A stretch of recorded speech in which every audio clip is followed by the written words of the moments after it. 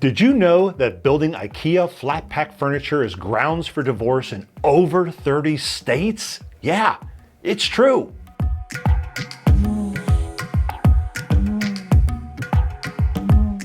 Hi, I'm Rick Higgins. Welcome to Mastering Life After 50, 60 Plus, and I have an admission.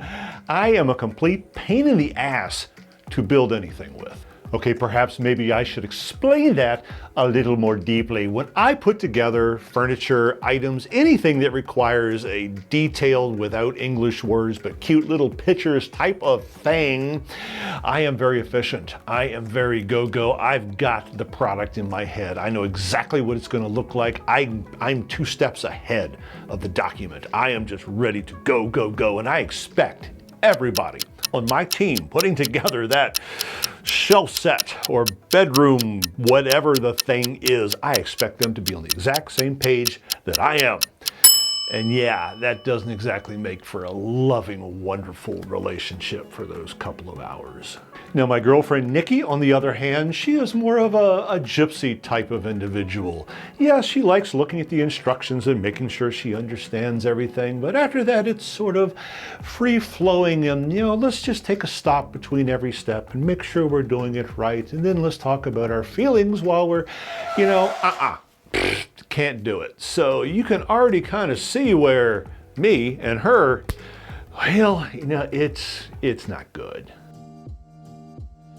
Now here's the difficulty, and it all starts with, at least with us, communication. So if I am putting something together and I say that screw goes on the bottom, to me it's very, very clear. That screw goes on the bottom. To Nikki, it's about perspective. The bottom of what? The bottom of the thing we're working on? Maybe the bottom of the floor. What if we're in Australia and everything is turned upside down? What if I'm upside down? Then the bottom would be the top. Can you please explain what bottom is? And while you're at it, what do you mean by screw? So yes, there are communication issues between couples when you are putting together furniture. What is extremely clear to one, the screw at the bottom just seems to me so frickin' obvious, but to another person, it's not. Now, there's also the added joy of when I put things together, I find that when they have the required tools, they don't exactly give you the complete list. For instance, they don't tell you that you're going to need anger. They don't tell you how many 4-letter words you're going to have to use and how often. These are very important tools. These are also very important reasons why Nikki oftentimes just kind of scoots out and lets me, when I get done with the cuss words, she can come back in. Now that is our usual and prescribed method of dealing with relationship furniture assemblage. However, recently we have had an onslaught, a tremendous incoming of Amazon and IKEA products, all packed very flatly for our relationship enjoyment. And strangely, we're kind of doing what we did a little better. And I want to explain kind of how and the whats and the whys. Now, we have this Miami duplex, if you will. We were living on the one side of the house. We are now living over here. We decided to start from scratch, which required a whole lot of brand new furniture. Now, I put together a couple of these items myself, and we kind of went through the same process that I just described earlier, but we decided to get a king-size bed. And I decided that maybe we could put this together ourselves. Maybe we can make a couple thing out of it. Now, we had a little success earlier with a kitchen island thing where we managed not exactly to head off to divorce court while we were putting it together, so I had high hopes. Now, I am also not one to read instructions really clearly, detailedly, if that's a word, and I just get the vision. Well, my vision was wrong. My vision was wrong 4 times.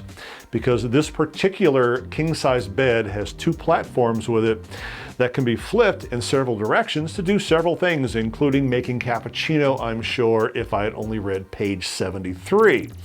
Now, what does that mean? That means that we got to go through this thing 4 separate times, practicing our relationship skills.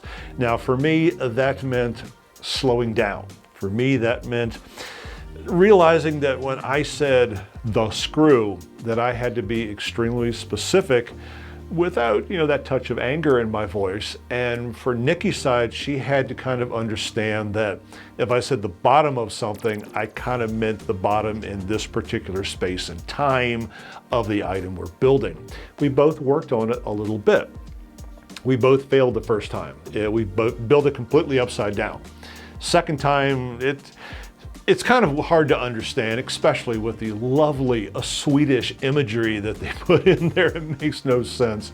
But eventually, we got to the point where on the fifth time when we had to put it together the right way, we knew exactly where every bolt went, how everything put together. So king-size beds have two separate platforms, and we both were actually able to work on our own separately and together, and we got it built the fifth time in like 10 minutes. Because we finally understood how to do it right. But more importantly, we finally understood how we can start to communicate better with each other. So yeah, we're doing okay. The house is coming along really well. I don't envision a lot more flat pack furniture coming in. Right now we are in the, we're discussing artwork and lighting, which is a whole completely separate video.